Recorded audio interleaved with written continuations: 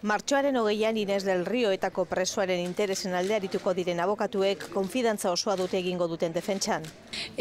Konfidantza handia daukagula gure alegazioetan eta pentsatzen dugula azken finean asunto simple bat planteatzen ari garela, ez?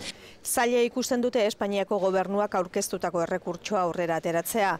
Europako giza eskubideen auzitegiak Inés del Riori Espainiako auzitegi gorenak parok doktrina aplikatu eta kartzelaldia 9 urtez luzatzeko ezarritako zigorra atzera botatzeko sententzia ondo arrazoitua dagoela, oinarri sendoak dituela uste dute.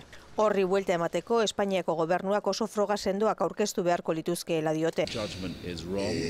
La gran sala necesitaría ver argumentos muy significativos para darle la vuelta a ese veredicto existente. Abokatuak baikor dira, Europako goi aretoak hartuko duen erabakia loteslea izango da, eta beraz, Espainiako gobernuak nahita nahi ez bete beharko duela azaldu dute.